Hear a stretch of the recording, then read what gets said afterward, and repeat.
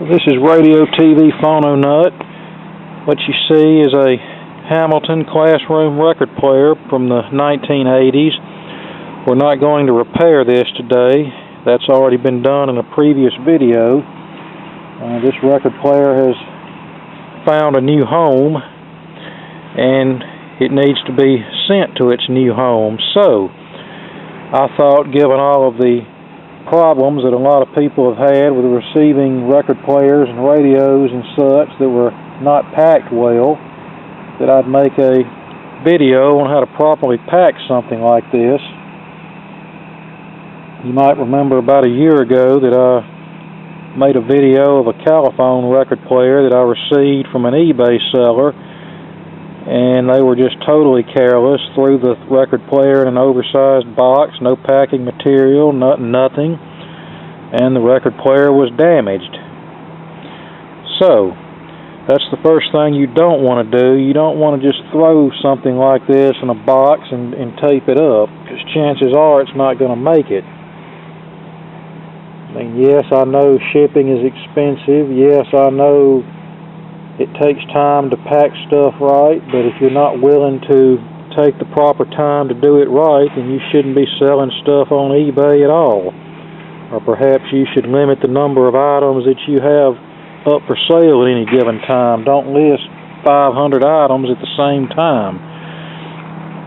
Okay, now with that said, the first thing we want to do is prepare the record player for shipment. And the most important thing, I can't stress this enough, is secure the tone arm to its rest. Yes, this particular record player has a pretty good tone arm lock, but don't rely on the tone arm lock to hold the tone arm in place. You either need to tie the tone arm down with a piece of string or wire. Try not to use tape if you can help it, because sometimes when you peel the tape back, it'll pull the paint off of the tone arm or motor board. And there we go. Tone arm is tied in place. There's no chance of it coming loose and flopping around, because usually what happens when they don't tie the tone arm to the rest, it will come loose, flop around, and most surely will damage the needle and cartridge, and in extreme cases can even damage the tone arm itself. Second thing you want to do is make sure the 45 adapter is down and place your speed selector in the neutral position. And on this particular model, neutral is between 33 and 45. In some models, the neutral position is past the 78 position. Now, if you're shipping a model that contains an automatic changer, such as this one, there are a few additional steps you'll want to take in addition to what I showed you on this manually operated phonograph. Most models with record changers are mounted on springs that will allow the changer to float, and in most cases there are 2 or 3 transit screws. On this particular changer, there's one here and one here and one, I think there's another one over here. Now what you'll do is you'll back the transit screws out as far as they'll go. They'll stop whenever they reach the end of their rotation.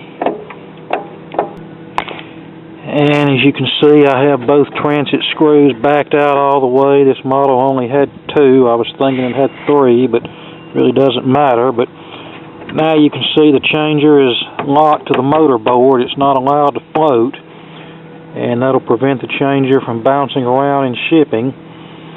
Now, like on the other player, you'll need to tie the tone arm to its rest, and you'll need to tie the 45 RPM adapter in its clip so there's no chance of it coming out. And then you'll need to take something like a piece of styrofoam, poke a hole in it, slide it down over the spindle here, and then you'll need to tie the overarm here to the piece of styrofoam that you've just placed over the spindle, and that'll keep the overarm from moving around.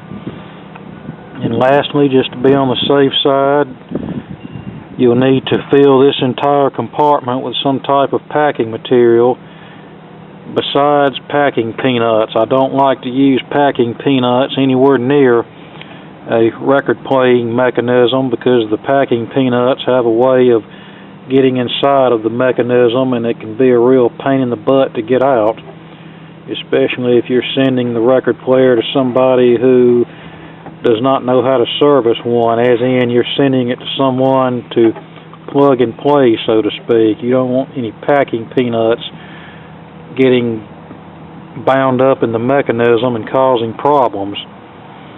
You know, you can use cardboard, lots of crumpled up newspaper, bubble wrap, foam rubber, anything like that, but stay away from the packing peanuts. And now you'll need to place something like bubble wrap inside of the unit to help stabilize the turntable, keep it from rotating whenever you place the lid on the machine. And this will be a little bit of a trial and error process. You'll need to use just enough so it'll offer enough resistance to keep the platter from rotating when the lid's on the machine, but you don't want to use so much that it's difficult to put the lid on the machine. Okay, and here we are.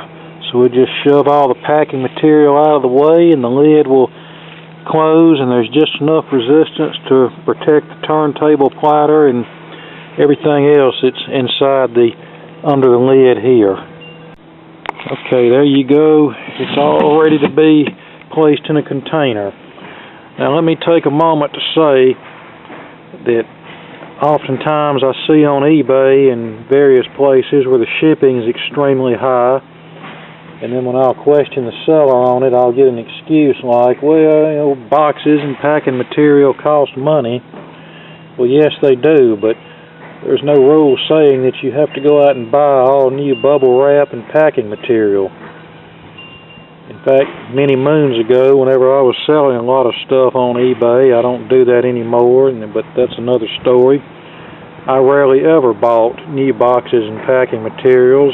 What I would do is raid the dumpsters at the various appliance stores and the rent-to-own stores and get their boxes and styrofoam and bubble wrap and whatnot, and that provided me with good quality packing material that didn't cost me a dime.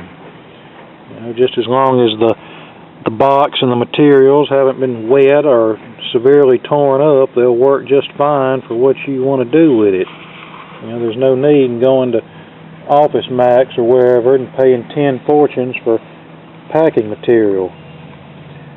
And I've also found that when selling stuff, you want to keep your shipping cost as low as possible without cutting your own throat. In fact, there's been many items on eBay that I've seen that were of interest to me, and then I click on the listing and they want $47.50 to ship something that ought to cost $22.50, and then I lose interest at that point.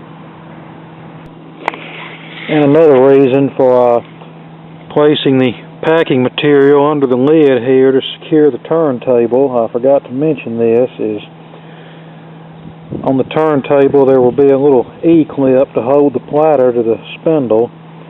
Well, in many cases that clip is missing for whatever reason, and if you don't put some kind of packing material under the lid here to secure the turntable, the platter could very well come loose from the spindle, and then it'll bounce all around inside of here and possibly cause damage. So when you have the packing material under the lid, even if the little E-clip is missing that retains the platter, the packing material will still keep the platter from coming off and causing damage. Okay, now that that's out of the way, let's talk about a proper container to put this in so we can ship it. And first I'll talk about some things that you don't want to do. First off, you don't want to wrap the unit in brown paper and attach an address label to the paper and call it done. For obvious reasons, that's not very good protection, and you're probably saying, well, why is he even bringing that up? Well, the reason is because I've actually had that happen before. and surprisingly the unit survived, but that was just luck, I guess. Second thing you don't want to do is this. You don't want to place the item inside of a box with no packing material whatsoever, because what's going to happen is during transit it's going to move all around like this and bounce around and most likely get damaged. And you're probably saying, why is he bringing this up? Well, once again, because I've had it happen before. That's the way the Caliphone record player was packed that I made the video of last year, and it had a big dent in the speaker grill. And another thing you don't want to do is use a box that's too small, such as this. The reason being, as you can see, there's not enough room to place adequate packing material around the item for protection. Doing it this way is almost as bad as wrapping brown paper around the item and sticking an address label on it. And once again, you're saying, why is he bringing this up? Well, once again, because I've received stuff this way. And here's something else you really don't want to do. Stick a fragile sticker on the box, because that's pretty much just like a neon sign telling the people that handle this stuff to abuse the package even more. Now, something else that needs to be cleared up that I don't think a lot of people understand is that it doesn't matter which carrier you use, whether it be UPS, FedEx, Post Office, DHL, XYZ Corporation, it doesn't matter. They all handle, at a minimum, thousands and thousands and thousands of packages per day, which means they don't actually gently carry your package from point A to point B. These packages are often thrown, kicked around, they fall off of conveyor belts, they fall out of the back of trucks when they're being moved from one location to another. And that's just the way it is. There's no way they can handle your package with the utmost care. That's why you have to package the item to survive the abuse that it's going to get. And back to these fragile stickers, I'm not saying that everybody that works for the various carriers is an inconsiderate butthole, but a lot of them they don't have any regards for other people's property. To them, it's just a job that they feel like they're not getting paid enough for anyway. So when they see something like this, that's just an invitation for them to have a little fun with your package. So the best thing to do is just leave these off the box. And another misconception that I think a lot of people have is they think, well, who cares if I package the box lousy? If it gets torn up, the insurance will just cover it. Well, not necessarily, because if an item is not packaged right, the carrier is not going to honor the claim, and who could blame them?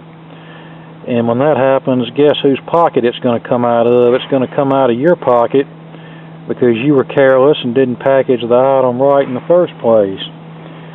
And in the case of eBay sales, it doesn't matter if you claim no refunds. I'm not responsible or any of that. Pretty much in today's world, eBay sides with the buyer, and all it takes is for the buyer to file a claim, and eBay is going to automatically refund the money to the buyer, and it's going to come right out of your bank account.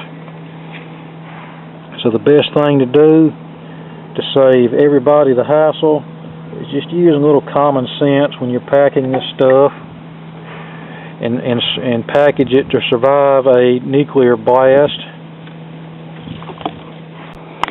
And in the case of Bakelite radios and record players, those really need to be double boxed, as in you place the item inside of box number 1 and place enough packing material on all sides to protect it, and then you place box number 1 inside of box number 2 and place plenty enough packing material around all sides to protect it. You might remember a couple of years ago I was sent an Emerson AM radio and 45 RPM record player from the late 40s, and it was sent to me by a fellow collector, and it wasn't packed well, and the unit arrived busted in 10 million pieces. and he just couldn't understand how that happened because he thought he had it packed well. Well, it wasn't. And even though he didn't give me any problems about refunding my money, that still didn't replace an item that survived unharmed for 60 plus years, only to get destroyed by careless packing and rough handling. Now, in the case of vintage radios where the tubes can easily fall out of the socket, you either need to remove the tubes, wrap them up separately, or either carefully place enough packing material in the back of the radio so the tubes don't fall out. And when you do this, you be careful because you don't want to break any wires or damage any of the internal parts in the radio. And in the case of big cathedral radios or tombstone radios with big heavy speakers, it's often a good idea to dismount the speaker and wrap it up separately, because when you're dealing with a big heavy speaker, it's very possible that it can literally rip away from the cabinet and ruin the wooden cabinet that it's attached to. So it just takes a little extra work, but it's better to take a little extra time to do it right than deal with the grief later.